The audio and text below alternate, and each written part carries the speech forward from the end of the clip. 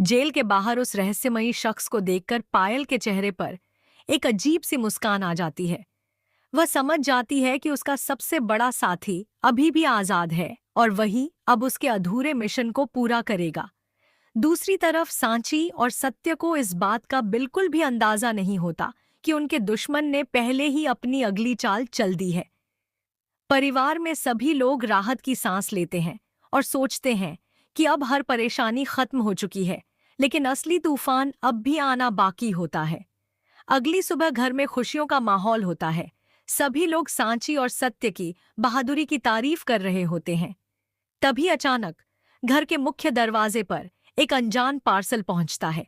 परिवार का एक सदस्य जैसे ही उसे खोलता है, अंदर से कुछ पुरानी तस्वीरें और एक चिट्ठी निकलती है। चिट्ठी में लिखा होता है, तुम लोगों ने सिर्फ एक मोहरे को हराया है, असली खिलाड़ी अभी भी तुम्हारे बहुत करीब है। यह संदेश पढ़ते ही पूरे परिवार के चेहरे का रंग उड़ जाता है।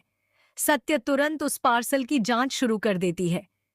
फिंगरप्रिंट एक्सपर्ट को बुलाया जाता है, लेकिन हैरानी की बात यह होती है कि पार्सल पर किसी के भी निशान नहीं मिलते। दूसरी तरफ सांची उन तस्वीरों को ध्यान से देखती है। तस्वीरों में परिवार का हर सदस्य अलग अलग जगह पर दिखाई देता है, मानो कोई कई महीनों से उन पर नजर रख रहा हो। यह देखकर सांची समझ जाती है कि दुश्मन सिर्फ चालाक ही नहीं, बल्कि हर पल उनकी गतिविधियों पर नजर रख रहा है। इसी बीच डॉक्टर घबराई हुई हालत में सत्य को फोन करता है। वह बताता है कि कोई नकाबपोश व्यक्ति अस्पताल में घुसा था और उसे बयान बदलने की धमकी देकर चला गया। इतना ही नहीं, उस व्यक्ति ने साफ शब्दों में कहा कि अगर उसने अदालत में सच बोला तो उसका अंजाम बहुत बुरा होगा। यह खबर सुनते ही सत्य पुलिस टीम के साथ अस्पताल पहुंच जाती है, लेकिन तब तक हमलावर वहां से फरार हो चुका होता है। उधर जेल में पायल की मुलाकात एक वकील से होती है। वकील उसे भरोसा दिलाता है कि बहुत जल्द उसे जेल से बाहर निकाल लिया जाएगा। पायल मुस्कुराकर कहती है कि जैसे ही वह बाहर आएगी, सांची और उसके परिवार से ऐसा बदला लेगी जिसे वे जिंदगी भर नहीं भूल पाएंगे। यह बातचीत जेल के एक सुरक्षाकर्मी की नजरों से बिग नहीं पाती।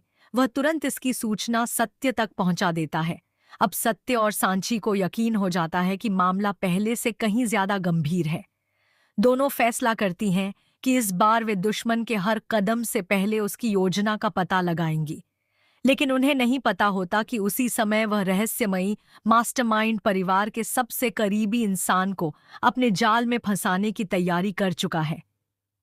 कहानी अब एक ऐसे मोड़ पर पहुंच चुकी है जहां हर नया कदम किसी बड़े विस्फोट की शुरुआत बन सकता है। आखिर वह गद्दार कौन है जो परिवार के इतने करीब रहकर दुश्मन की मदद कर रहा है? क्या पायल सचमुच जेल से बाहर आ पाएगी? और क्या सांची इस नई साजिश को समय रहते रोक पाएगी?